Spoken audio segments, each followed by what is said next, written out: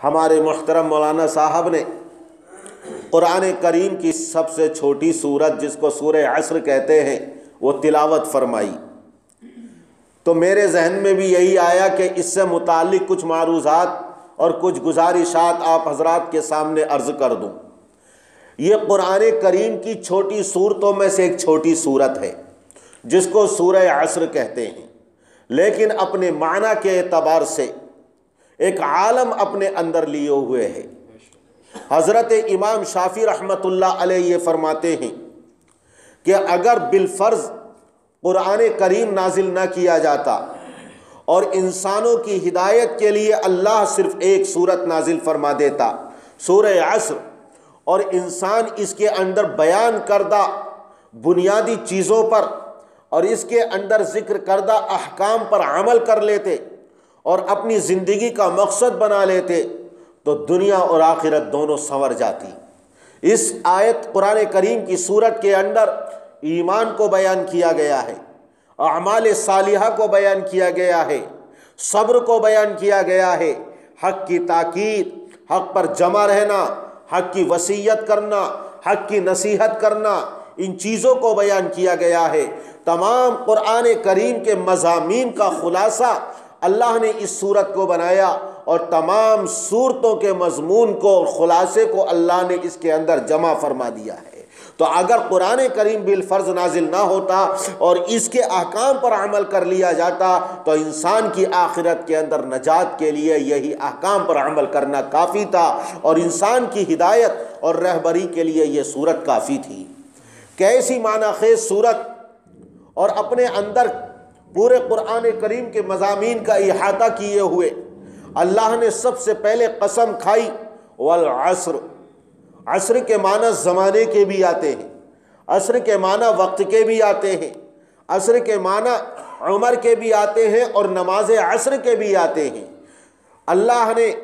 قرآن کریم کی مختلف صورتوں میں وقت کی قسم کھائی، زمانے کی قسم کھائی، اللہ نے سورج کی قسم، چاند کی قسم، ستاروں کی گردش کی قسم، دن کی قسم، رات کی قسم، چاشت کے وقت کی قسم۔ اللہ نے یہ قسمیں کیوں کھائی ہیں؟ اللہ نے اس لیے قسم کھائی ہے کہ اللہ تبارک و تعالیٰ جو آنے والی بات ہے اس کی اہمیت کو بیان کرنا چاہتا ہے اور اس کی عظمت کو دلوں میں بٹھانا چاہتا ہے۔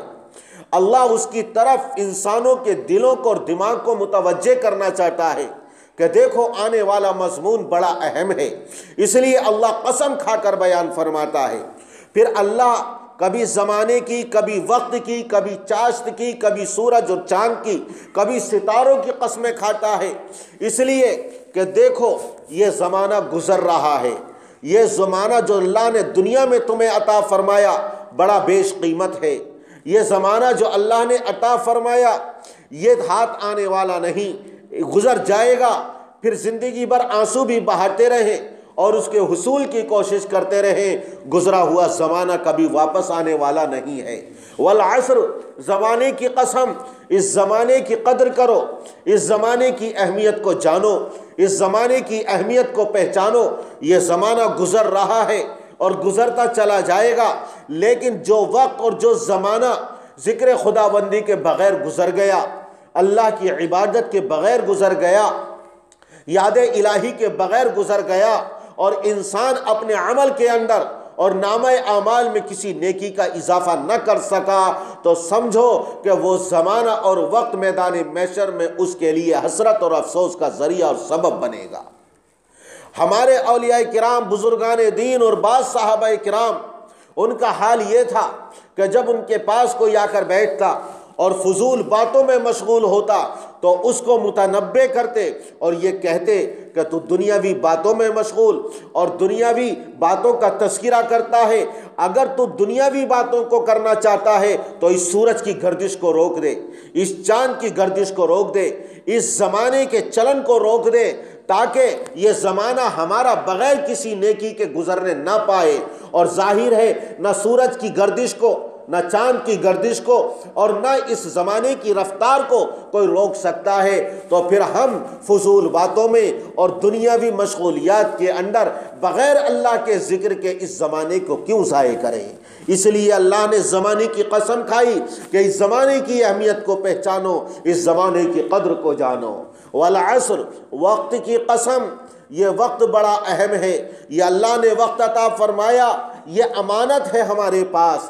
یہ اللہ نے ہمیں امانت کے طور پر عطا فرمایا ہے۔ اگر آج ہم نے اس وقت کی قدر کر لی تو میدان محشر کے اندر ہمیں سرخروئی نصیب ہوگی۔ دنیا کے اندر اعمال صالحہ ایمان کے ساتھ ہم نے کیے اور رضائے الہی اور خشنود خداوندی کے مطابق ہم نے زندگی گزاری، آقا کے احکام کے اوپر ہم نے پورے طور پر عمل کیا اور اپنی زندگی کے اندر ہم سنتیں لے کر آئے، تو پھر میدان محشر میں اللہ فرمائے گا کلوا واشربوا ہنیئا بما اسلفتم فی الایام الخالیہ، مزے سے کھاؤ، مزے سے پیو، یہ بدلہ ہے اس چیز کا جو گزرے ہوئے زمانے کے اندر اور گزرے ہوئے وقت کے اندر تم نیک اعمال کرتے تھے۔ میدان محشر میں اللہ تعالیٰ بدلہ، بہترین بدلہ عطا فرمائے گا اور جنت عطا فرمائے گا، لا فانی اور لا زوال نعمت عطا فرمائے گا اس شخص کو جس نے اس دنیا کے اندر اپنے وقت کو فضول باتوں اور فضول کاموں سے بچا کر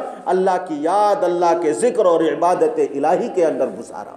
اور آخرت کو مد نظر رکھا، اور اسی کے بارے میں اللہ فرمائے گا کہ اس کا بدلہ تمہیں عطا کیا جا رہا ہے۔ اس لیے اللہ نے وقت کی قسم کھائی، والعصر، وقت کی قسم، والعصر، نماز عصر کی یا وقت عصر کی قسم۔ اللہ نے کیوں قسم کھائی وقت عصر کی یا نماز عصر کی؟ اس لیے قسم کھائی، ایک مثال میں حضور اکرم صلی اللہ علیہ وسلم نے اس کو واضح طور پر بیان فرمایا کہ ایک شخص نے کسی کو مزدور رکھا اور اس نے صبح سے لے کر ظہر تک کام کیا، دوسرا مزدور رکھا، اس نے ظہر سے لے کر عصر تک کام کیا، اور تیسرا مزدور رکھا، اس نے عصر سے لے کر مغرب تک کام کیا، اور جب ان کو اجرت اور ان کا محنتانہ دینے لگا تو جس نے عصر سے لے کر مغرب تک کام کیا تھا اس کو زیادہ اجرت دی اور زیادہ اس کو معاوضہ دیا۔ اب پہلے دو لوگوں نے، دو مزدوروں نے یہ سوال کیا اور اعتراض کیا کہ ہم نے زیادہ وقت لگایا، ہم نے زیادہ محنتیں کی ہیں، اس نے کم وقت خرچ کیا اور کم محنت کی ہے، اسے اتنا زیادہ معاوضہ کیوں دیا جا رہا ہے؟ تو اللہ فرماتا ہے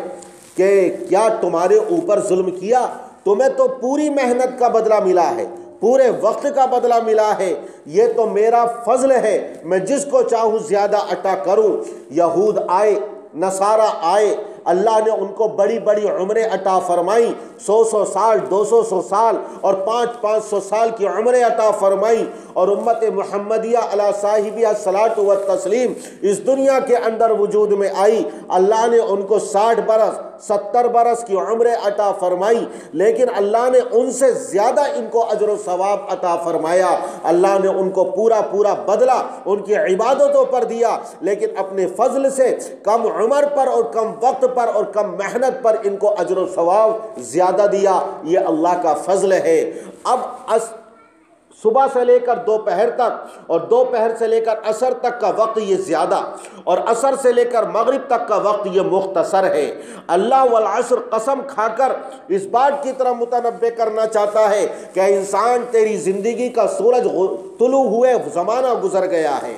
کافی وقت بیت گیا ہے، اب تیری زندگی کے سورج کے غروب کا وقت قریب آ گیا ہے، اب تیری زندگی کا سورج غروب ہونا چاہتا ہے۔ اس سورج کے غروب ہونے سے پہلے تو عمل کر لے اور اللہ کو راضی کر لے۔ اگر تیری زندگی کا سورج غروب ہو گیا اور تو اپنے خدا کو راضی نہ کر سکا تو میدان محشر میں سوائے پشیمانی کے اور ندامت کے کچھ بھی حاصل نہ ہوگا۔ اس لیے اپنی زندگی کے سورج کے غروب ہونے سے پہلے اللہ کو راضی کر لے، اپنے گناہوں پر توبہ کر لے اور آخرت کی تیاری کر لے۔ والعصر، وقت عصر کی قسم اللہ نے اس لیے کھائی ہے اور اس بات کی طرح متنبہ کیا ہے، یہ انسان کی زندگی گزر رہی ہے اور انسان کی زندگی ایک برف کی مانند ہے۔ کہ جس طریقے سے برف بیچنے والا بازار کے اندر برف رکھے اور کوئی اس کو خریدنے والا نہ ہو تو رفتہ رفتہ وہ پگھل جائے گی اور تمام پانی زمین کے اندر مٹی کے اندر جذب ہو جائے گا،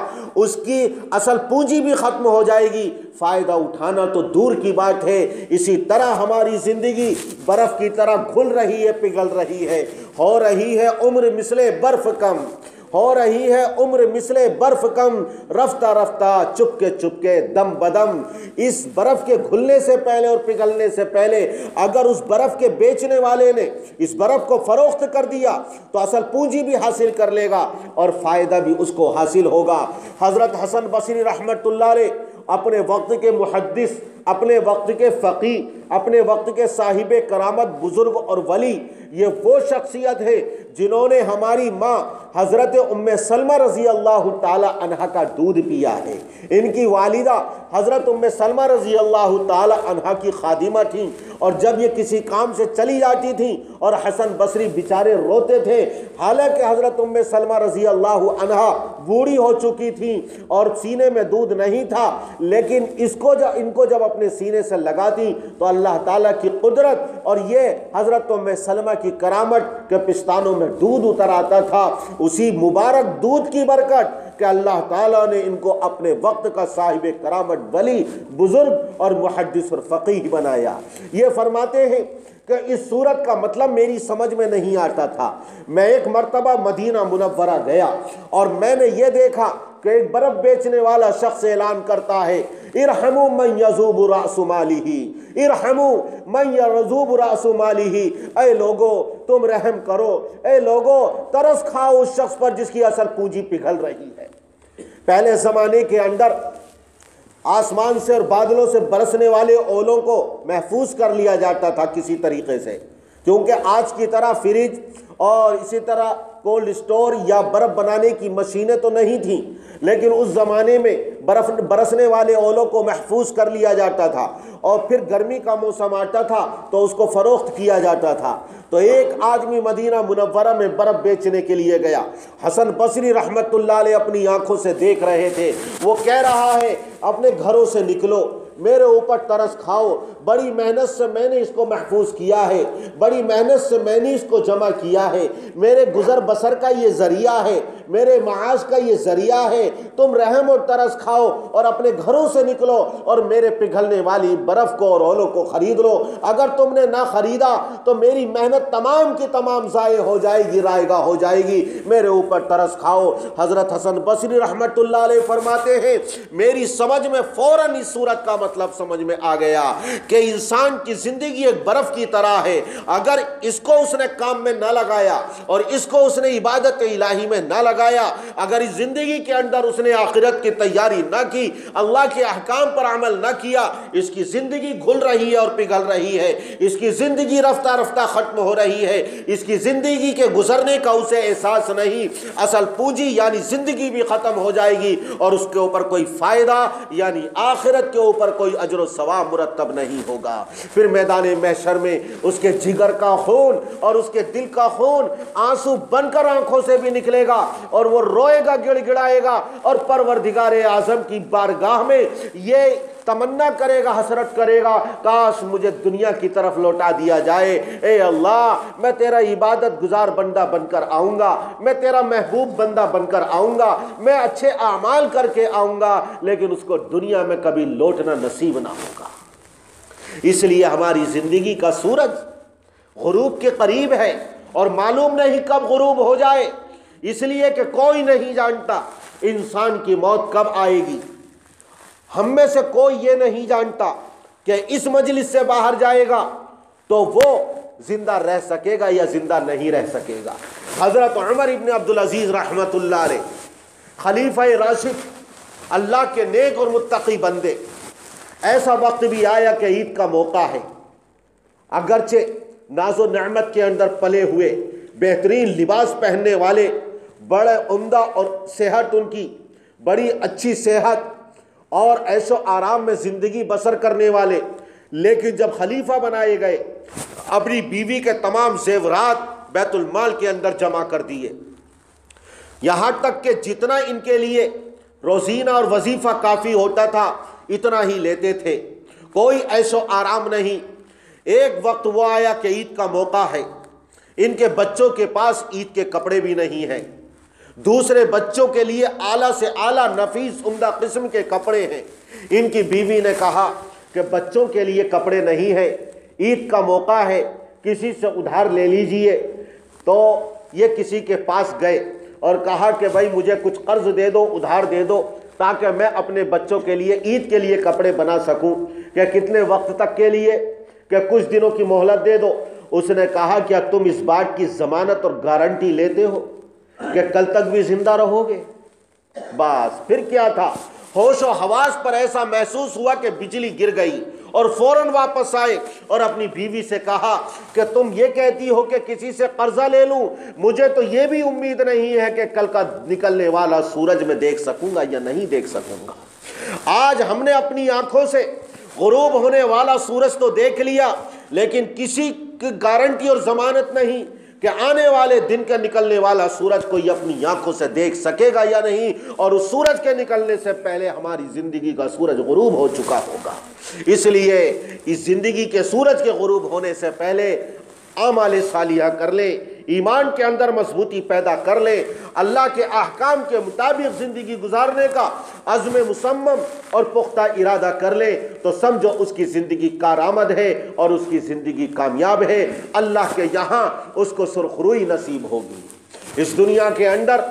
جہاں اللہ کے احکام پر عمل کرنا ہے، وہیں اس کے ساتھ ساتھ منہیات، ممنوعات اور حرام چیز کو چھوڑنا ہے۔ ایک ہے اللہ کے احکام اور ایک ہے اللہ کے ممنوعات اور حرام چیزیں، ایک پر عمل کرنا ہے اور دوسروں کو چھوڑنا ہے۔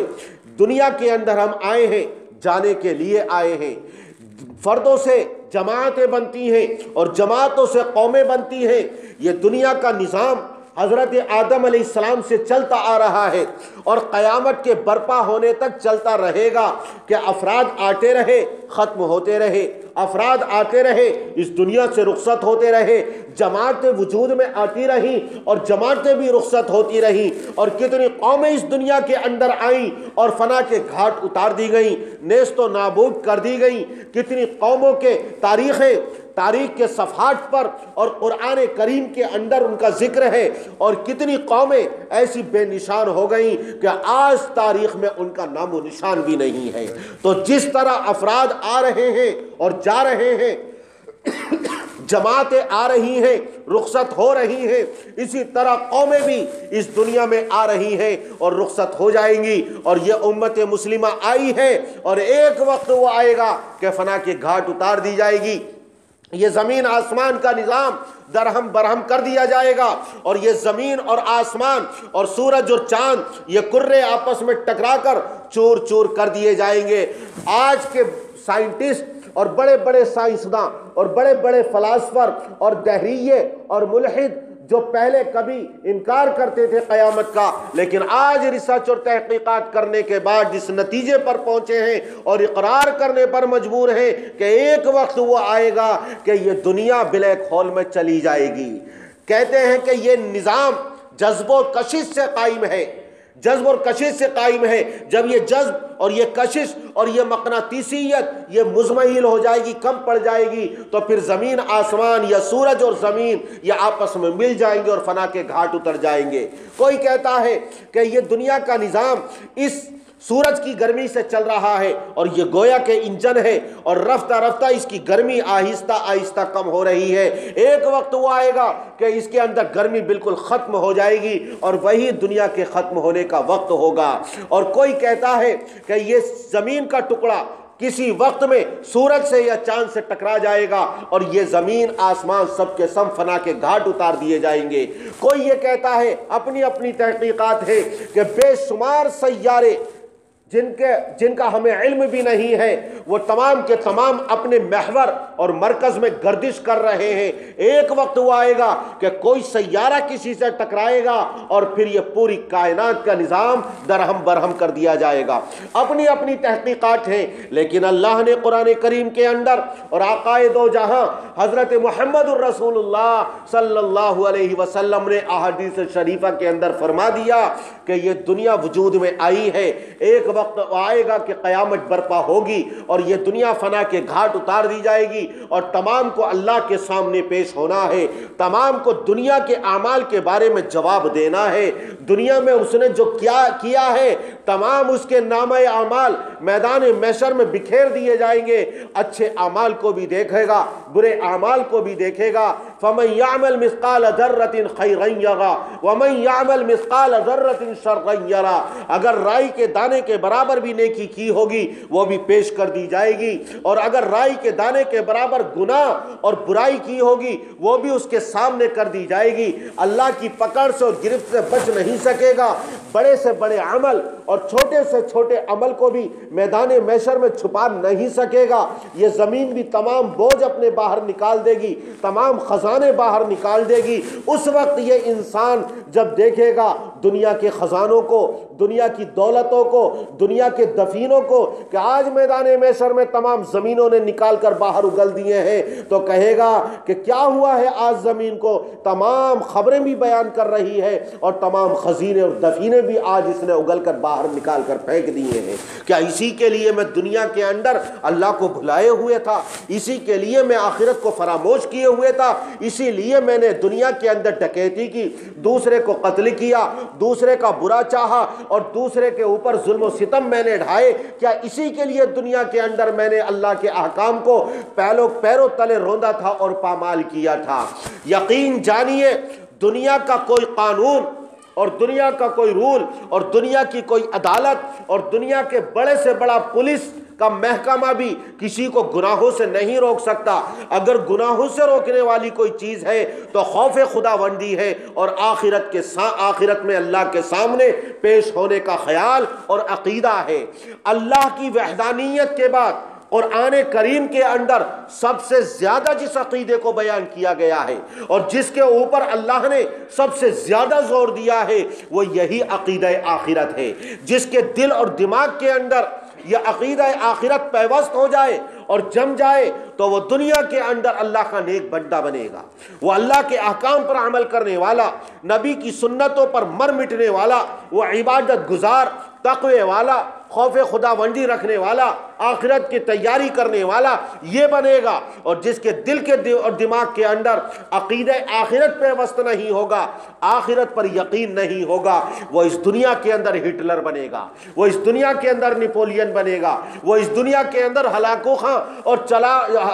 اور چنگیز خاں بنے گا اور دنیا کے اندر خونخوار درندہ بنے گا۔ جس کے دل کے اندر یہ عقیدہ نہ ہو کہ مجھے اللہ کے سامنے پیش ہونا ہے، جو یہ نہ سمجھے کہ دنیا کے تمام اعمال کے بارے میں مجھے آخرت کے اندر حساب دینا ہے، من مانی زندگی گزارے گا، من چاہی زندگی گزارے گا، خر مستیوں کے اندر مبتلا رہے گا، عیش پرستی کے اندر مبتلا رہے گا، وہ ہر طرح کا گناہ کرے گا، بڑے سے بڑی نافرمانی کرنے سے بھی وہ گریز نہیں کرے گا۔ وہ دنیا کے اندر چور بنے گا، ڈاکو بنے گا، لٹیرا بنے گا، وہ دنیا کے اندر قاتل بنے گا، بڑے سے بڑا گناہگار بنے گا۔ یہی ایک عقیدہ آخرت ہے کہ جس کی وجہ سے اور اللہ کے خوف کی وجہ سے وہ دنیا کے اندر جرائم اور گناہوں سے باز رہ سکتا ہے اور گناہوں سے اپنے آپ کو روک سکتا ہے۔ ایک اصفہان کا بہت بڑا بادشاہ شکار کے لیے گیا، شکار کرتے کرتے ایک جگہ اس نے قیام کیا کسی بستی میں۔ ایک بیچاری بوڑھی عورت تھی، اس کی ایک گائے تھی، 3 یتیم بچے تھے، بیوہ تھی۔ اس گائے کے دودھ پر ان بچوں کا گزر بسر تھا۔ اس بوڑھی عورت کا ذریعہ معاش اور ان بچوں کے ذریعہ زندگی صرف یہ گائے کا دودھ تھا۔ اس بادشاہ کے سپاہی اور خادم اس کے پاس سے گزرے، کھانے کے لیے ان کے پاس کچھ تھا نہیں، لہٰذا انہوں نے اس بوڑھی عورت کی گائے کو لیا اور ذبح کر کے اس کو کھا گئے۔ بوڑھی عورت کو بڑا صدمہ ہوا، بیوہ ہے، یتیم بچے ہیں، اب کس کے پاس اپنی فریاد لے کر جائے، کس سے اپنا دکھڑا سنائے اور کس سے ظلم و ستم کی کہانی رکھے۔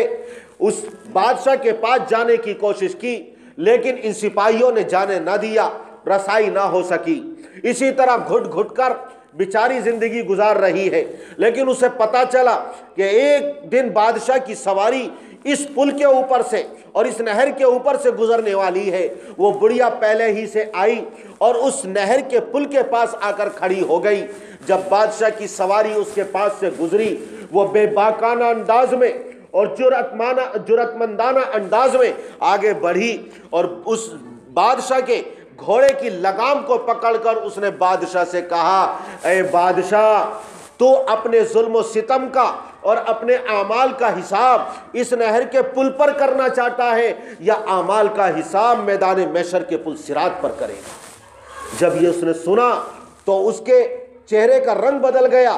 زردی چھا گئی، لرزہ طاری ہو گیا۔ ایک تو سپاہیوں کو بڑی حیرت ہوئی اس بڑھیا کی جرأت مندی سے اور بے باکانہ انداز سے، کتنی بہادری کے ساتھ بادشاہ کی سواری کو روک لیا، لیکن اس سے زیادہ حیرت ہوئی بادشاہ کے چہرے کا رنگ بدل جانے سے کہ بادشاہ بجائے غیظ و غضب کا اور غصے کا اظہار کرے، لیکن اس کے چہرے کا رنگ بدل گیا اور یہ لرز گیا۔ فوراً کہتا ہے، امی جان بتاؤ تو صحیح کیا معاملہ ہے، کس نے تمہارے اوپر ظلم کیا ہے؟ میرے اندر سکت کہاں ہے؟ میرے اندر قوت اور طاقت کہاں ہے کہ میں پل صراط پر اپنے اعمال کا حساب دے سکوں اور وہاں اپنے اعمال کا بدلہ چکا سکوں؟ میں پل صراط پر گزرنے سے پہلے اپنے اعمال کا اسی دنیا کے اندر اس پل پر حساب کرنا چاہتا ہوں۔ پھر بڑھیا نے بتایا کہ تمہارے سپاہیوں نے میری گائے کو ذبح کر کے کھا لیا ہے۔ بادشاہ نے 70 گائیں دینے کا حکم دیا اور وہ خوشی خوشی دعائیں دیتی ہوئی رخصت ہوئی ہے۔ ایک بادشاہ کی زندگی کے اندر انقلاب آ رہا ہے، عدل و انصاف پر مجبور ہے اور ظلم و ستم سے باز رکھنے پر، روکنے پر مجبور۔ کیوں؟ اس لیے کہ اس کے دل کے اندر آخرت کا خوف ہے، اس کے دل کے اندر اللہ کے سامنے پیش ہونے کا ڈر ہے۔ جس مسلمان کے دل میں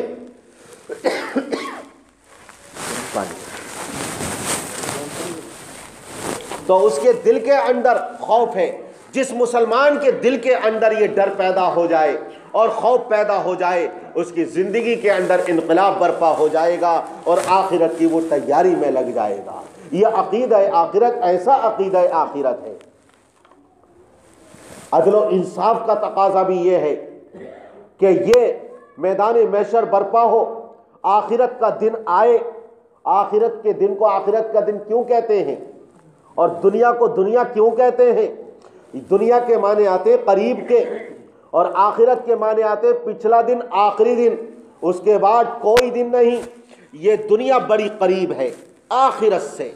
بہت قریب ہے۔ ہزاروں لاکھوں سال کی عمر بھی اگر اس دنیا کو عطا کر دی جائے پھر بھی آخرت کے بہت قریب ہے۔ اور یہ دنیا فنا کے گھاٹ اترنے کے قریب ہے اور آخرت جب برپا ہوگی وہ ایسا آخری دن ہوگا کہ اس کے بعد کوئی دن نہیں ہوگا۔ وہ میدان محشر جب برپا ہوگا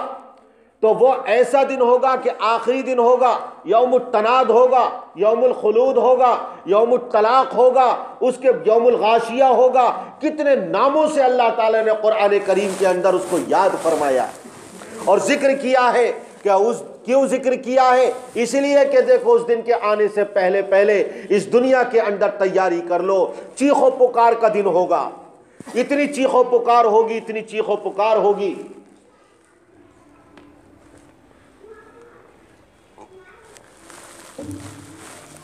کوئی کسی کا پرسان حال نہ ہوگا۔ یوم الطلاق ملاقات کا دن ہوگا، اللہ سے ملاقات کا دن، بندوں کے آپس میں ایک دوسرے سے ملاقات کا دن۔ یوم الخلود ہمیشگی کا دن ہوگا، جو جنت میں جائے گا ہمیشہ ہمیشہ رہے گا، کبھی نکلنا نصیب نہ ہوگا، اور جو نافرمان کافر اور منافق جہنم میں جائیں گے کبھی نکلنا نصیب نہ ہوگا، ہمیشہ ہمیشہ اس کے اندر رہیں گے۔ یوم الغاشیہ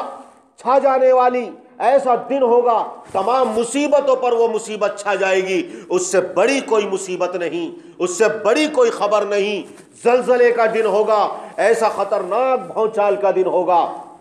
نبأ العظیم سب سے بڑی وہ خبر ہوگی اور ایسی بڑی خبر ہوگی کہ اس خبر کو سن کر اور سور پھونکے جانے کی وجہ سے حاملہ عورتوں کے حمل گر جائیں گے، بچے بوڑھے ہو جائیں گے، لوگ پسینے کے اندر شرابور ہوں گے، غرق ہوں گے، بہتے بہتے 70 گز زمین کے نیچے تک چلا جائے گا، اور یہ زمین بدل دی جائے گی، آسمان بدل دیا جائے گا، کوئی ٹیلا اور کوئی آڑ نہیں ہوگی، نیا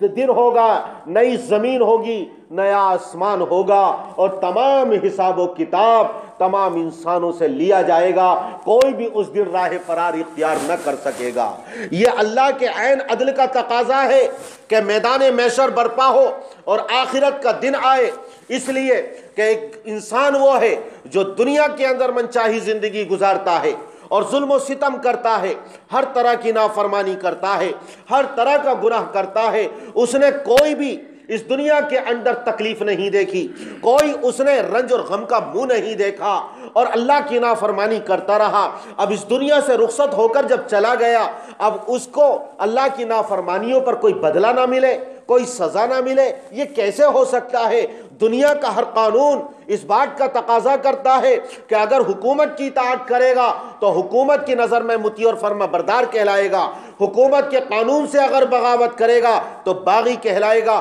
اور حکومت اس کو سزا سے دوچار کرے گی۔ یہ پوری کائنات اللہ کی حکومت ہے اور حاکم اعلیٰ اللہ تبارک و تعالی ہے، احکم الحاکمین اللہ ہے۔ اس نے اپنے احکام کا پابند تمام بندوں کو بنایا ہے۔ اب اس نے دنیا کے اندر اللہ کی حکومت میں رہتے ہوئے اللہ کا کھایا، اللہ کا پیا، اللہ کی دی ہوئی زندگی گزاری، اللہ کی دی ہوئی سانسوں سے اس نے فائدہ اٹھایا، اللہ کی دی ہوئی نعمتوں سے لطف اندوز ہوتا رہا اور تمام نعمتیں استعمال کرتا رہا اور اللہ کی نافرمانی کرتا رہا۔ تو اب اللہ کے یہاں جب پہنچے تو اللہ سزا نہ دے، یہ کیسے ہو سکتا ہے؟ اور ایک وہ بندہ جس نے دنیا کے اندر کوئی عیش و آرام نہ دیکھا، کوئی اس نے راحت نہ دیکھی، کوئی اس نے زندگی کا مزہ نہ اٹھایا، اس نے پوری زندگی اللہ کی طاعت اور عبادت میں گزاری ہے، زہد اور قناعت کے ساتھ اس نے گزاری ہے، اللہ کے احکام پر عمل کرتا رہا، حرام چیزوں سے بچتا رہا۔ اب آخرت میں جب پہنچے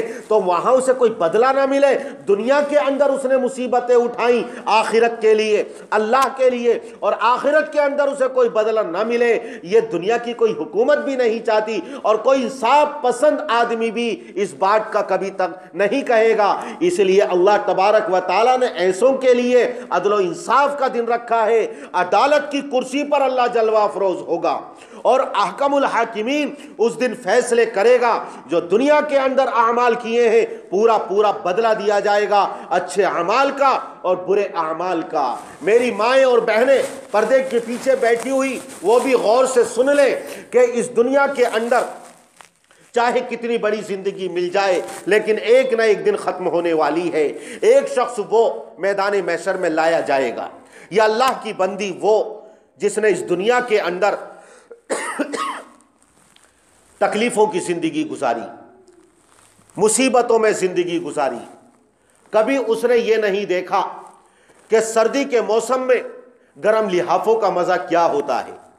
اس نے نہیں دیکھا کہ نرم گدوں کا مزہ کیا ہوتا ہے، اس نے کبھی گرمیوں کے موسم میں ٹھنڈے مشروبات اور کولڈ ڈرنکس نہیں پیے۔ یا وہ آدمی اور وہ اللہ کا بندہ جو پیدا ہوتے ہی کچرے کے ڈبے میں پھینک دیا گیا، وہی اس نے زندگی گزاری۔ جب اسے کھانے کی ضرورت پیش آئی تو اس نے کچرے کے ڈبوں سے کھانا تلاش کیا، کتوں کے ساتھ، کیڑے مکوڑوں کے ساتھ زندگی گزاری اور ان کے ساتھ وہ کھاتا رہا۔ وہ نہیں جانتا کہ صابن کیا ہوتا ہے، صاف ستھرے پانی سے نہانے کا لطف اور مزہ کیا ہوتا ہے۔ اسے بیچارے کو معلوم نہیں کہ سردیوں میں سردی سے بچنے کا کہ عیش و آرام اور اسباب کیا ہوتے ہیں، اور گرمیوں کے تھپیڑوں سے اور گرم لوؤں سے بچنے کے اسباب اور ذرائع کیا ہوتے ہیں۔ اسی طرح زندگی گزار کر اس دنیا سے رخصت ہوتا ہے۔ میدان محشر میں جب پہنچے گا یہ اللہ کی بندی یا اللہ کا بندہ، تو اللہ تبارک و تعالیٰ اس سے پوچھے گا، اے میرے بندے، اے میری بندی، یہ بتاؤ کیا تم نے دنیا کے اندر کوئی عیش و آرام اٹھایا تھا، کوئی زندگی کا مزہ لیا تھا؟ کیا تم نے راحت اور آرام کے ساتھ زندگی گزاری تھی؟ تو یہ اللہ کا بندہ یا اللہ کی بندی اللہ کی بارگاہ میں عرض کریں گے، اے اللہ، ہم تو نہیں جانتے دنیا کا مزہ کیا ہوتا ہے، دنیا کا عیش و آرام کیا ہوتا ہے، دنیا کی راحت کیا ہوتی ہے۔ ہم تو دنیا سے لٹے پٹے آئے ہیں، دنیا کی تکلیفیں جھیل کر آئے ہیں، اس عالم میں آئے ہیں اس طرح کہ جیسے کسی نے بہت مارا ہو، بہت پیٹا ہو، ہماری نس نس کو توڑ دیا ہو،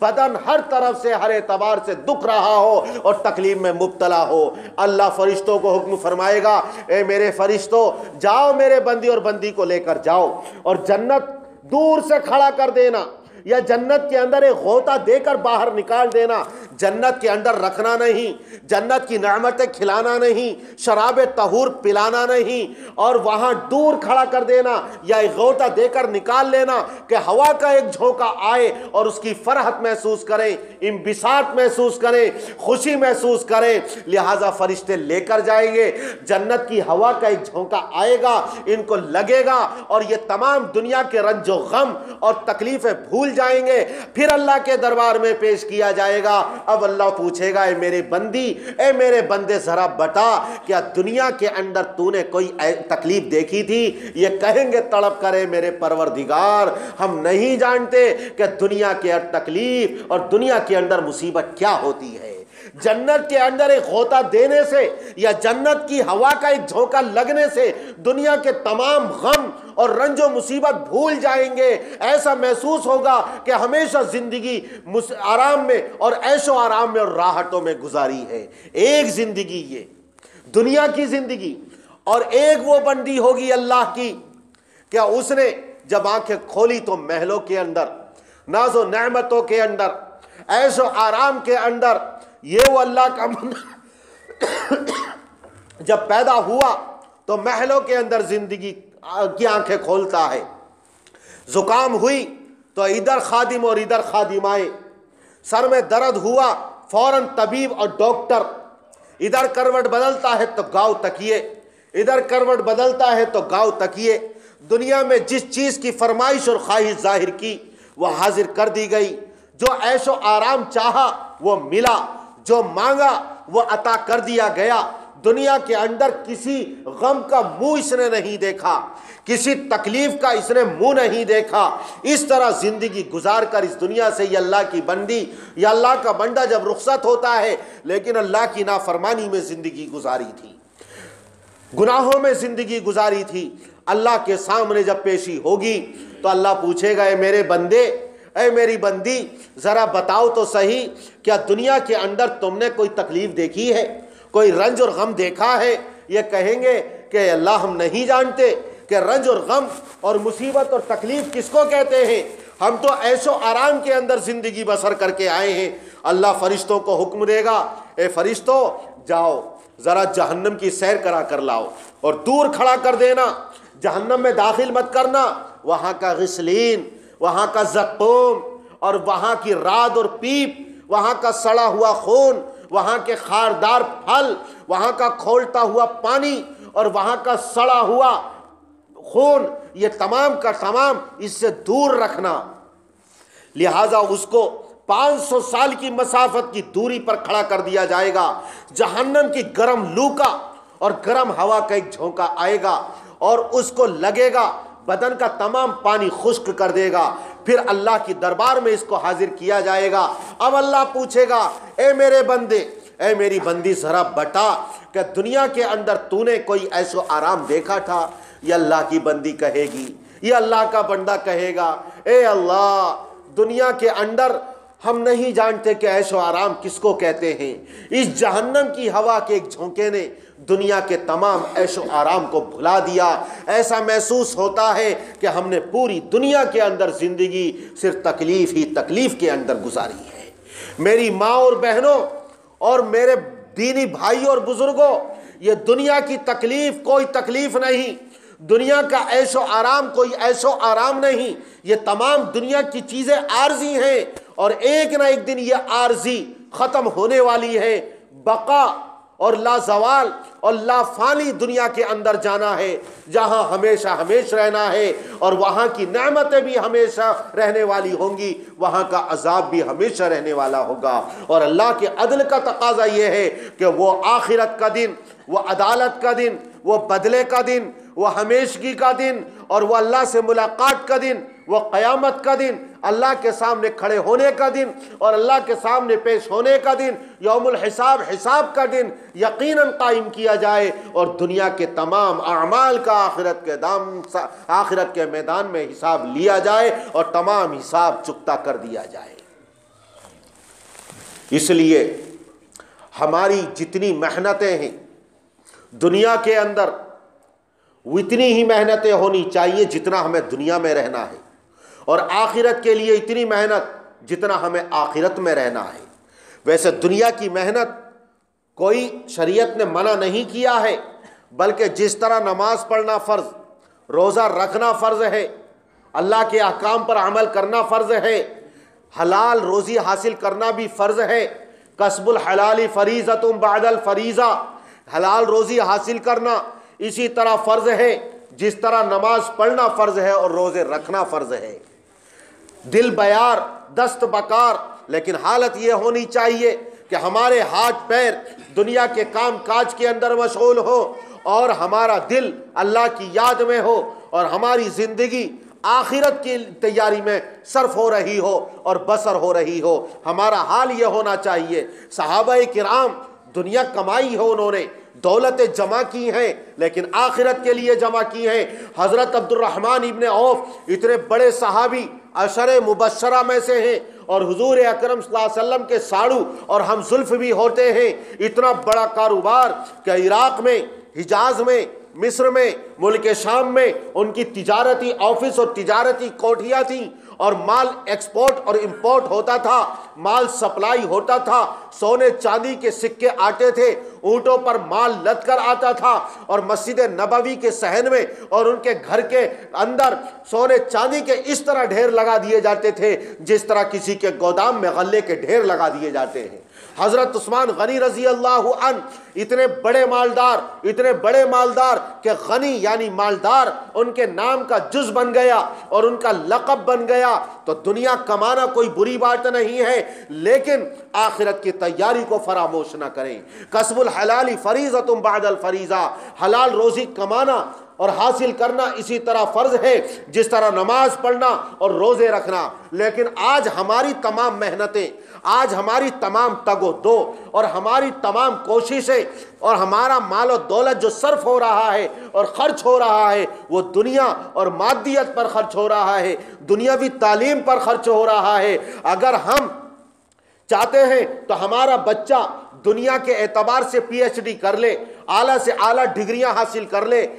بڑا ڈاکٹر بن جائے، بڑا سائنٹسٹ بن جائے، بڑا اسکالر بن جائے، بڑا پروفیسر بن جائے، اگر کوشش نہیں کرتے ہیں تو ہم دینی تعلیم دلانے کی کوشش نہیں کرتے، ایمانیات اور عقائدیات کے عقائد کے اعتبار سے اس کو مضبوط نہیں کرتے۔ پہلے اس کے عقائد اور ایمان کو مضبوط کریں اور عقیدہ آخرت اس کے دل کے اندر پیوست کر دیں، پھر بڑے سے بڑے کالج میں جائے گا، بڑے سے بڑے پروفیسر میں جائے گا تو وہ ایمان کو لٹانے کے لیے نہیں بلکہ ایمان کی دولت سے دوسروں کو مالا مال کرنے کے لیے جائے گا، دوسروں کو اسلام کے حلقے میں داخل کرنے کے لیے جائے گا۔ اس لیے ضرورت اس بات کی ہے کہ ہم اپنے بچوں کو یہ ڈگریاں دلوانے سے پہلے عقیدہ آخرت اس کے دل کے اندر راسخ اور پیوست کرتے۔ ایک خاتون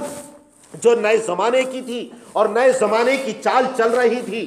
اس کے شوہر کا انتقال ہو گیا،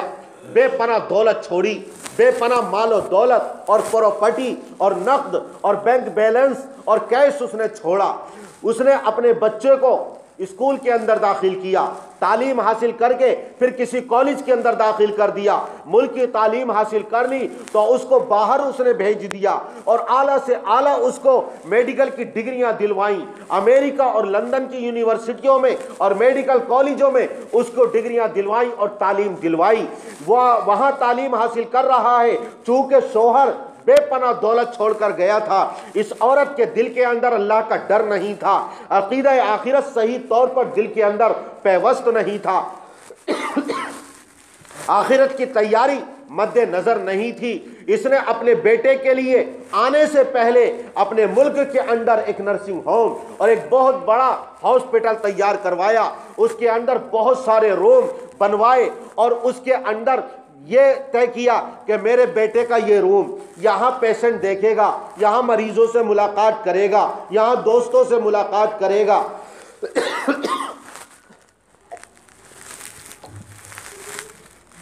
یہ تمام اس نے اس کے اندر روم بنوا لیے۔ اب اس کا بیٹا تعلیم حاصل کر کے اور اعلیٰ سے اعلیٰ ڈگریاں حاصل کر کے جب اپنے وطن واپس آیا، उद्घाटन, ओपनिंग और इफ्तिताह का वक्त करीब आ गया। इनविटेशन कार्ड और दावतनामे तकसीम कर दिए गए वजीरों को और दूसरे लोगों को कि मेरे मेडिकल का और मेरे नर्सिंग होम का उस वक्त इफ्तिताह होगा। लिहाजा जब वक्त करीब आया तो इत्तिफाक से ये जवान और डॉक्टर बीमार पड़ गया।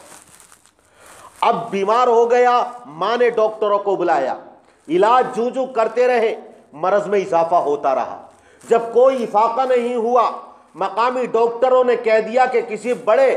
नर्सिंग होम के अंदर इसको दाखिल कर दिया जाए। घर से उठाया और किसी हॉस्पिटल के अंदर दाखिल कर दिया। अब वहाँ उसका इलाज चल रहा है, लेकिन जो इलाज कर रहे हैं उसकी नब्ज़ उल्टी चल रही है और मरज़ में इजाफा हो रहा है। यहाँ तक के इस स्टेज पर पहुँच गया और इस मरहले पर कि अब लोग और उसकी माँ और डॉक्टर उसकी ज़िंदगी से मायूस होने लगे। डॉक्टर से माँ कहती है, मेरे बेटे के ऊपर दवाएं क्यों असर नहीं करती, मेरे बेटा कब अच्छा होगा, इसके नर्सिंग होम और हॉस्पिटल के इफ्तिताह का वक्त करीब आ रहा है। डॉक्टर कहते हैं कि हम जितना इलाज कर रहे हैं इसकी नब्ज़ उल्टी चल रही है और मरज़ में इजाफा हो रहा है। लिहाजा वक्त अब वो आया कि बिल्कुल आखिरी मरहला है, आखिरी वक्त है। माँ बैठी हुई है, बेटा चारपाई पर लेटा हुआ है। अचानक माँ चीख मार कर रोती है। बेटा पूछता है कि माँ तू क्यों रो रही है? तो माँ कहती है कि बेटे, तेरे बाप ने बेपनाह दौलत छोड़ी थी, मैंने तेरी तालीम पर खर्च किया, आला से आला डिग्रियां तुझको दिलवाई, शानदार हॉस्पिटल मैंने तामीर करवाया। मैं इस पर रो रही हूँ कि आज तुझे देख रही हूँ और इस नर्सिंग होम और हॉस्पिटल को देख रही हूँ। मैं तेरी कमाई से और तेरी डिग्रियों से कोई फ़ायदा ना उठा सकी, इसलिए मुझे रोना आ रहा है। ये सुनकर बेटा थोड़ी देर के लिए तो खामोश हुआ, लेकिन आखिरी वक्त के अंदर आंखों के ऊपर पर्दे डाल दिए जाते हैं और दुनिया की रौनकों पर और महफिलें उसको नजर नहीं आती। यह आखिरी वक्त ऐसा होता है कि वल्तफ़ति साक़ु बिस्साक़ इला रब्बिका यौमा इज़िनिल मसाक़, पिंडली पर पिंडली मारता होता है, तशन्नुज का आलम होता है, रूह खींची जाती है, नस नस को तोड़ा जाता है और फरिश्ते कहते हैं कि आज तेरी परवरदिगार की तरफ रवानगी है, अल्लाह से मुलाकात का वक्त है और दुनिया के तमाम आमाल का हिसाब आज तुझे अल्लाह को देना है। उस वक्त अगर उसके रिश्तेदार, माँ बाप, भाई बहन और औलाद आकर ये कहते हैं अतारिफुनी अतारिफुनी, क्या तुम मुझे पहचानते हो, क्या मुझे पहचानते हो, तो अब वो पहचानने से भी इनकार कर देता है। ये वो वक्त होता है कि अल्लाह ताला इस वक्त तौबा भी कबूल नहीं करता। आकाए दो जहां, सरवरे दो आलम हजरत मुहम्मदुर रसूलुल्लाह सल्लल्लाहु अलैहि वसल्लम का फरमान, इन्नल्लाह यक़बलु तौबतल अब्दी मा लम युग़रग़िर, अल्लाह ताला उस वक्त तौबा को कबूल करता है जब तक कि आलम गरगरा के अंदर मुब्तला ना हो। आलम गरगरा किसको कहते हैं? वो वक्त होता है जब आखिरी वक्त होता है और दुनिया की तमाम चीज़ों पर उसकी आंखों पर पर्दा डाल दिया जाता है। आखिरत और आलम बरज़ख के हिजाबात सब हटा दिए जाते हैं। नेक होता है तो जन्नतों में अपना ठिकाना देखता है, अच्छे फरिश्तों को देखता है, खुशबूदार जन्नत की खुशबुओं में बसा हुआ उसके लिए कफन और लिबास लाया जाता है। और जब गुनाहगार, फाजिर और फासिक होता है, निहायत खतरनाक शक्ल सूरत वाले फरिश्ते आते हैं और जहन्नम की बदबू में बसा हुआ उसके लिए खारदार टाट और लिबास लेकर आते हैं और उसकी रूह को निकालकर उसी के अंदर लपेट दिया जाता है और कैद कर दिया जाता है। ये होता है आलम गरगरा। जैसा कि फिरऔन जब दरियाए नील की मौजों में गर्क कर दिया गया तो अब कहता है आमनतु अन्नहु ला इलाहा इल्लल्लज़ी आमनत बिही बनु इसराइल, अब मैं ईमान लाया जिसके ऊपर बनु इसराइल ईमान लाए। हजरत जिब्राइल ने दरियाए नील की मिट्टी उठाकर उसके मुंह के अंदर ठूस दी और कहा अब ईमान लाता है। इससे पहले तू अल्लाह की नाफरमानी करता था, फसाद बर्पा करता था, बच्चों को कत्ल करता था, तकब्बुर करता था, रऊनत तेरे दिमाग के अंदर थी, कभी अल्लाह के लिए तवाज़ु इख्तियार ना की, अल्लाह के लिए तेरी गर्दन ना झुकी। दुनिया के अंदर खुरेजी और जुल्म और फसाद तेरा शेवा था, अना रब्बुकुमुल आला तेरा दावा था। अब ये आलम गरगरा है, इस वक्त किसी बंदे की तौबा कबूल नहीं की जाएगी। اس سے پہلے پہلے جو توبہ کر لے گا اللہ تعالیٰ اس کی توبہ قبول کر لے گا۔ دو وقت ایسے ہیں کہ ان سے پہلے پہلے جو توبہ کر لے اس کی توبہ قبول، ایک سورج جب مغرب سے نکلے گا، اور دوسرا وقت ہے یہ عالم غرغرہ میں مبتلا ہونے سے پہلے توبہ کر لے، اللہ تعالیٰ اس کی توبہ کو قبول کر لے گا۔ اب یہ بچہ اور جوان ڈاکٹر جس کی ماں نے تمام دولتیں اس کے اوپر خرچ کر دیں، تمام پیسہ اس کے اوپر خرچ کر دیا، عالم غرغرہ کے اندر مبتلا ہے، اچانک چیخ مار کر روتا ہے، اس کی ماں پوچھتی ہے کہ بیٹا تو کیوں رویا؟ کہتا ہے کہ ماں تو اس لیے روئی کہ تو مجھے دیکھتی ہے اور ہاسپٹل کو دیکھتی ہے، مال و دولت کو دیکھتی ہے اور مجھے دیکھتی ہے، میری تعلیم سے، میری ڈگریوں سے اور مجھ سے کوئی فائدہ نہ اٹھا سکی، لیکن آج میں اس لیے رو رہا ہوں کہ اپنے سامنے آگ ہی آگ اور آگ کے شعلے دیکھ رہا ہوں۔ تو نے مجھے اعلیٰ سے اعلیٰ ڈگریاں دلوائیں، لیکن تو نے مجھے کلمہ نہ سکھایا۔ تو نے مجھے اعلیٰ سے اعلیٰ ڈگریاں دلوائیں، لیکن قرآن کریم پڑھنا نہ سکھایا۔ تو نے مجھے دنیاوی تعلیم تو دلوائی، لیکن آخرت کا علم نہ دلوایا۔ تو نے مجھے دنیا کی مال و دولت کا سبق تو پڑھایا، لیکن آخرت کا تو نے سبق نہ پڑھایا، اس لیے آج میں اپنے سامنے جہنم دیکھ رہا ہوں اور آخرت میں جہنم کی آگ دیکھ رہا ہوں، اس لیے مجھے رونا آ رہا ہے۔ اسی لیے علماء کرام نے لکھا ہے جو ماں باپ صرف دنیا کے حصول کے لیے اپنی اولاد کو پڑھاتے ہیں، صرف دنیا حاصل کرنے کے لیے، آخرت مد نظر نہیں ہوتی ہے، تو وہ اپنی اولاد کی کمائی سے کوئی فائدہ نہیں اٹھا پاتے ہیں۔ اللہ تعالی ہم سب کی حفاظت فرمائے۔ یا تو وہ نافرمان بن جاتی ہے، والدین کے حقوق کو نہیں پہچانتی، جب خدا فراموش بنی، آخرت کو اس نے بھلا دیا،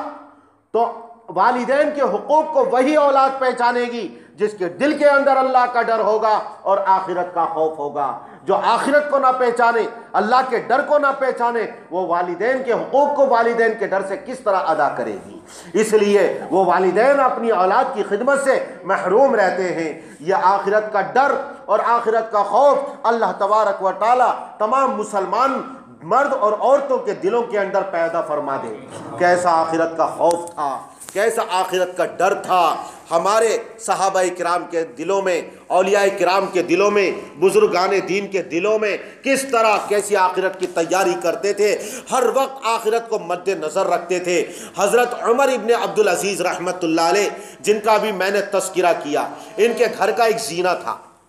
اس گھر کے زینے پر جب چڑھتے تھے تو ایک اینٹ تھی جو ہلتی تھی زینے پر چڑھتے ہوئے، جب چڑھتے تھے تو وہ ہلتی تھی، اوپر چڑھ جاتے تھے پھر نیچے اتر آتے تھے۔ ایک مرتبہ گھر کی باندی نے یا غلام نے یہ کیا کہ ہمارے خلیفہ کو اور امیر المؤمنین کو تکلیف ہوتی ہوگی یا اندیشہ ہے کہ کہیں گر نہ جائیں، اس لیے گارے سے، مٹی سے اس اینٹ کو مضبوط کر دیا تاکہ اترتے چڑھتے ہوئے وہ اینٹ نہ ہلے۔ اس کے بعد جب حضرت عمر ابن عبدالعزیز رحمۃ اللہ علیہ چڑھے تو وہ اینٹ نہ ہلی۔ کہا کہ آج یہ اینٹ کیوں نہیں ہلی؟ تو خادم نے یا غلام نے کہا کہ حضرت ہمیں اندیشہ تھا کہیں آپ گر نہ جائیں، اس لیے ہم نے اس کو مضبوط کر دیا۔ کہا افسوس، کاش تم مضبوط نہ کرتے، کاش تم مضبوط نہ کرتے۔ جب میں اس زینے پر چڑھتا تھا تو مجھے پل صراط یاد آ جاتا تھا کہ جب دنیا کا یہ زینہ اور اس کے اوپر ہم چلتے ہیں اور چڑھتے ہیں، یہ اینٹ ہلتی ہے تو اندیشہ ہوتا ہے گر نہ جائیں، ڈرتے ہیں وہ میدان محشر میں جو جہنم کی پشت پر پل صراط قائم کر دیا جائے گا۔ احد من السیف، ادق من الشعر، احر من النار، جو آگ سے زیادہ گرم ہوگا، جو بال سے زیادہ باریک ہوگا، جو تلوار کی دھار سے زیادہ تیز ہوگا۔ ہمیں وہ منظر یاد آ جاتا تھا اور اس آخرت کی تیاری میں ہم لگ جاتے تھے۔ اسے کاش تو مضبوط نہ کرتے تاکہ ہر وقت ہمارے سامنے پل صراط مد نظر رہتا۔ حضرت ربیع بن خیثم رحمت اللہ علیہ اگرچہ میرے آقا کے زمانے میں پیدا ہو گئے، لیکن حضور اکرم صلی اللہ علیہ وسلم کی زیارت نصیب نہ ہو سکی، اس لیے صحابیت کے شرف تو حاصل نہ کر سکے، لیکن تابعی ہیں اور کبار تابعین میں ان کا شمار ہوتا ہے۔ کیسا آخرت کا خوف، کیسا جہنم کا خوف کہ ایک مرتبہ لوہار کی بھٹی کے پاس سے گزرے، جو لوہار اپنی بھٹی کے اندر آگ کو جلا کر اور کوئلوں کو دہکا کر گرم کر رہا تھا، جب گزرے ہیں اور دہکتے ہوئے انگاروں کو اور بھڑکتے ہوئے شعلوں کو دیکھا ہے تو وہیں غش کھا کر گر گئے۔ جب ہوش آیا تو پوچھا کہ حضرت کیا ہوا آپ کو؟ کہا کہ اس آگ اور اس بھٹی کو دیکھ کر مجھے جہنم کی آگ یاد آ گئی۔ یہ آخرت کا خوف تھا۔ جن کے دلوں میں ایسا ڈر اور ایسا خوف ہوگا وہ ایک لمحہ بھی اللہ تبارک و تعالیٰ کی نافرمانی نہیں کر سکتے ہیں۔ حضرت عبداللہ ابن المبارک رحمت اللہ علیہ اپنے وقت کے محدث ہیں، اور ان کی حدیثیں امام بخاری نے ان کی سند سے بخاری شریف کے اندر نقل کی ہیں۔ حضرت امام ابو حنیفہ رحمت اللہ علیہ کے شاگرد خاص ہیں، مجاہد بھی ہیں اور صوفی بھی ہیں اور فقی بھی ہیں۔ قرآن کریم کے اندر اور احادیث شریفہ میں جو میدان محشر کی منظر کشی کی گئی ہے، ظلمات بعضها فوق بعض، تاریکیوں کا دن ہوگا، تاریکیوں پر تاریکیاں، اندھیروں پر اندھیرے، گناہگار، فاجر و فاسق، اللہ کے باغی میدان محشر کی تاریکیوں میں بھٹک رہے ہوں گے، تامک ٹوئیاں مار رہے ہوں گے۔ ایمان والے اور اعمال صالحہ والے، ایمان ان کے سامنے سے اور اعمال صالحہ کا نور ان کے دائیں اور بائیں سے چمکتا ہوا ہوگا، اور اس کی روشنی میں پل صراط پہ سے گزرتے ہوئے جنتوں کے اندر داخل ہوں گے۔ لیکن گناہگار اندھیروں کے اندر بھٹکیں گے۔ ایک مرتبہ اپنے کمرے کے اندر بیٹھے ہوئے ہیں، چراغ جل رہا ہے، شاگرد بھی بیٹھے ہوئے ہیں، اچانک ایک ہوا کا جھونکا آیا اور اس ہوا کے جھونکے نے اس چراغ کو بجھا دیا اور گل کر دیا۔ تھوڑی دیر کے بعد چراغ کو جب روشن کیا گیا تو دیکھا کہ عبداللہ ابن المبارک رحمت اللہ علیہ کی آنکھوں میں آنسو ہیں اور رو رہے ہیں۔ شاگردوں نے کہا کہ حضرت کیا بات ہے؟ کسی نے کچھ کہہ دیا؟ کیا کوئی تکلیف آپ کو پہنچی ہے؟ کیا کوئی واقعہ یاد آ گیا؟ آپ رو کیوں رہے ہیں؟ رنجیدہ کیوں ہیں؟ کہتے ہیں کہ کسی نے مجھے کچھ نہیں کہا، لیکن چراغ بجھنے سے جو میرے کمرے کے اندر اندھیرا چھا گیا، مجھے میدان محشر کی تاریکیاں یاد آ گئیں، وہاں کے اندھیرے یاد آ گئے۔ جب اس دنیا کے اندھیرے کمرے میں ہمارا یہ حال ہے، میدان محشر کے بارے میں اللہ نے فرمایا تاریکیوں پر تاریکیاں چھائی ہوئی ہوں گی، اندھیروں پر اندھیرے ہوں گے، اور اللہ کا غیظ و غضب ہوگا، جہنم دہک رہی ہوگی، خطرناک عذاب ہوگا۔ اس وقت ہمارا کیا عالم ہوگا؟ وہاں تو اگر روشنی اور نور ملے گا تو ایمان اور اعمال صالحہ کی وجہ سے ملے گا۔ جن کے دلوں میں ایسا ڈر تھا، جنہوں کے دلوں میں ایسا خوف آخرت تھا، اس دنیا کے اندر ایسی زندگی گزاری ہے کہ 40 سال کا زمانہ گزر گیا، کبھی فرشتوں کو ان کے گناہوں کے لکھنے کی فرصت بھی نہیں ملی ہے۔ ایسے ایسے اللہ کے نیک بندے اور ایسے متقی بندے اس دنیا کے اندر آئے کہ اللہ کا ڈر، اللہ کا خوف اور آخرت کا خوف ایسا دلوں کے اندر رچ اور بس گیا کہ انہوں نے کوئی اللہ کی نافرمانی نہ کی، اور 40 سال کا زمانہ گزر گیا، فرشتوں کو گناہ کے لکھنے کی انہیں فرصت نہ ملی، مہلت نہ ملی، کوئی موقع ان کو نہ ملا۔ اللہ تبارک و تعالی ایسا ہی ڈر اور ایسا ہی خوف ہمارے دلوں کے اندر بھی پیدا فرما دے، اور آخرت کی تیاری کرنے کی اللہ تبارک و تعالی ہمیں توفیق نصیب فرمائے۔ آج امت مسلمہ کے نوجوان عیاشی، فحاشی، ہماری نوجوان مائیں اور بہنیں، اور یا لباس کے اندر، بے حیائی لباس کے اندر، ٹی وی کے اندر، ناچ گانوں کے اندر، ساز اور سنگیت کے اندر، موسیقی کے اندر، شراب نوشی کے اندر، جوئے بازی اور سٹے بازی کے اندر، غرض یہ کہ وہ کون سا گناہ ہے جس کے اندر مبتلا نہ ہو۔ زمانے جاہلیت کو بھی مات کر دیا ہے۔ ایک زمانہ وہ تھا کہ ہر طرح کے گناہوں کے اندر مبتلا تھے، اور آج اپنے آپ کو مسلمان کہلانے والے، آج اللہ کا نام لینے والے اور اللہ کے رسول صلی اللہ علیہ وسلم سے عشق اور محبت کا دم بھرنے والے اور دعویٰ کرنے والے آج اللہ اور اللہ کے رسول کی نافرمانیوں کے اندر مبتلا ہیں۔ ان گناہوں کا تقاضا تو یہ تھا کہ زمین پھٹتی اور ہمیں نکل جاتی، یا آسمان سے کوئی عذاب آتا اور ہلاک کر دیا جاتا، کیا کوئی ابر کا ٹکڑا آتا اور اس اندر سے آگ برسائی جاتی اور تمام کو جلا کر راکھ کا ایک ڈھیر بنا دیا جاتا۔ قوم شعیب ناپ تول میں کمی کرتی تھی، ایک بادل اور ایک سائبان آیا، تمام اس کے اندر جمع ہوئے، آگ برسی، تمام کو جلا کر راکھ بنا دیا گیا۔ قوم عاد اور قوم سمود جو اللہ کی نافرمانی میں مبتلا تھے، ایک چنگھاڑ آئی اور ایک ہوا آئی، تیز و تند آندھیاں، قوم عاد اور قوم سمود دونوں کو تباہ و برباد اور ہلاک کر دیا گیا۔ ہم جنس پرستی کے اندر قوم لوط مبتلا تھی، جو صدوم کی بستیوں کے اندر آباد تھی۔ اللہ تعالیٰ نے فرشتوں کو بھیجا اور حضرت جبرائیل نے اپنے پر کو داخل کیا، تمام بستیوں کو آسمان کی بلندیوں پر لے جا کر پٹخ دیا گیا اور ان کی بستیوں کو بحر مردار کی شکل میں تبدیل کر دیا گیا۔ آج ان کے عمل کی نحوست یہ ہے کہ اس سمندر کے اندر کوئی جانور بھی زندہ نہیں رہتا، کوئی جانور، پانی کا کیڑا بھی اس کے اندر زندہ نہیں رہتا۔ آج وہ آسمان سے برسنے والے پتھر سیاہ اور کالے وہاں موجود ہیں، خاردار جھاڑیاں ہیں اور درخت ہیں، اور ان کی بدعملی کی نحوست کی کہانی آج بھی وہ سنا رہے ہیں۔ آج ناپ تول میں کمی ہے،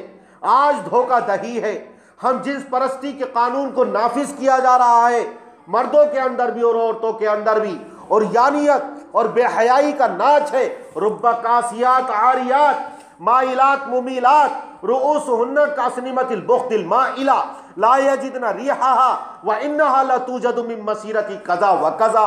کہ ایک زمانہ وہ آئے گا، بظاہر تو بدن پر لباس ہوگا، حقیقت کے اندر وہ ننگی اور برہنہ ہوں گی، جنت کی خوشبو بھی نہیں ملیں گی۔ ایسے فیشن سے ان کا مقصد اجنبی مردوں کو دکھانا اور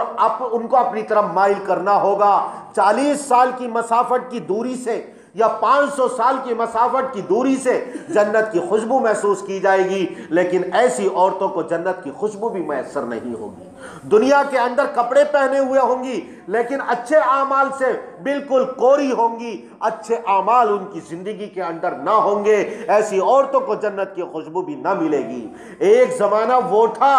کہ میری ماں اور بہنوں کے دلوں کے اندر کیسا خوف آخرت اور کیسا خوف خداوندی کہ حضرت رابعہ بصریہ رحمت اللہ علیہا نام سنا ہوگا۔ ایک مرتبہ بھنا ہوا مرغ جب ان کی خدمت میں پیش کیا گیا تو اسے دیکھ کر رونے لگی۔ پیش کرنے والے نے اور ہدیہ دینے والے نے پوچھا کہ کیا ہوا؟ ہم نے تو ہدیہ آپ کی خدمت میں پیش کیا ہے۔ تو کہنے لگی ہم سے اچھا تو یہ مرغ ہے، اس کو بھوننے سے پہلے، فرائی کرنے سے پہلے کم سے کم ذبح کر دیا گیا، اس کی روح نکل گئی اور اسے پھر تلنے میں، فرائی کرنے میں اور بھوننے میں کوئی اذیت اور تکلیف محسوس نہ ہوئی۔ میدان محشر جب برپا ہوگا تو ہماری بدعملیوں کی وجہ سے، ہمارے گناہوں کی وجہ سے اللہ تعالی ہمیں زندہ آگ کے اندر جلائے گا، اور وہاں کی اذیت اور تکلیف برداشت کرنے کی طاقت اور وسعت ہمارے اندر کہاں ہے؟ میں اس لیے آخرت کے عالم کو اور جہنم کے عذاب کو یاد کر کے رو پڑی ہوں۔ کتنا اللہ تعالیٰ کا خوف ان کے دل کے اندر تھا۔ حفصہ بنت سیرین جو اپنے وقت کی متقیہ، حافظ قرآن اور عالمہ تھیں، مفتیہ تھیں، بڑے بڑے فقہاء اور علماء کرام ان سے استفادہ حاصل کرتے تھے۔ ان کی ایک بانڈی تھیں، سب کے سب تعریف کرتے تھے، بڑی نیک ہے، پارسا ہے، متقیہ ہے، پرہیزگار ہے، لیکن بانڈی کہتی تھی معلوم نہیں جب رات کا اندھیرا چھا جاتا ہے اور تاریکی اور تنہائی ہوتی ہے، یہ اپنے آپ کو مصلے پر ڈال دیتی ہیں اور سجدے میں گر جاتی ہیں اور پوری رات روتے روتے گڑ گڑاتے گزار دیتی ہیں، معلوم نہیں ان سے کون سا گناہ سرزد ہو گیا ہے۔ ایک زمانے سے میں دیکھ رہی ہوں ان کو راتوں کو روتے ہوئے، بلکتے ہوئے، آنسو بہاتے ہوئے، اللہ سے معافی طلب کرتے ہوئے، معلوم نہیں کون سا ان سے گناہ ہو گیا ہے جو آج تک اللہ نے معاف نہیں کیا ہے۔ لیے تو اس کی سمجھ تھی، حقیقت یہ ہے کہ کوئی گناہ نہیں ہوا تھا، بلکہ اللہ کا ڈر ان کے دل کے اندر تھا، اللہ کا خوف ان کے دل کے اندر تھا، آخرت کا ڈر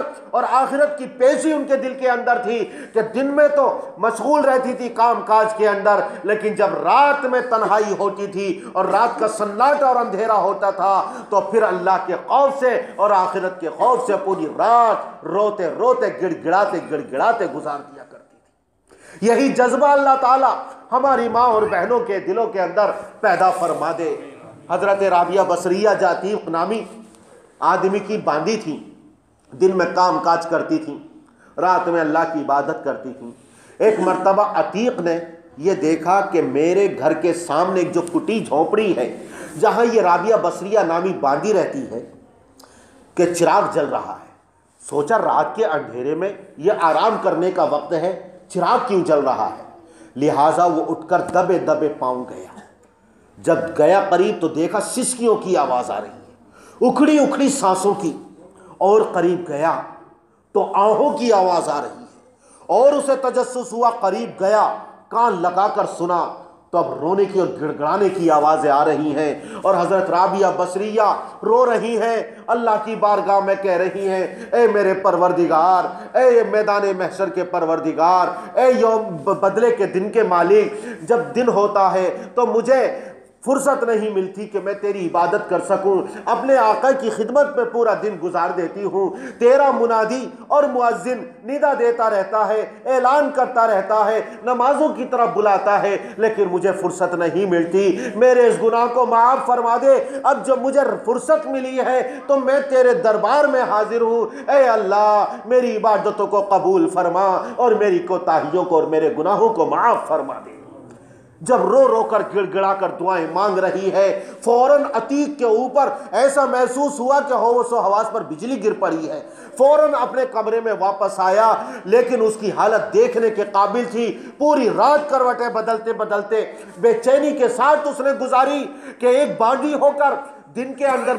میری خدمت اور رات میں اللہ کی عبادت ہے۔ جب صبح ہوتی ہے رابعہ بصریہ اس حالت میں آتی ہیں کہ ان کے چہرے کے اوپر تھکن کے آثار ہیں، تعب کے آثار ہیں۔ رابعہ بصریہ سے کہتا ہے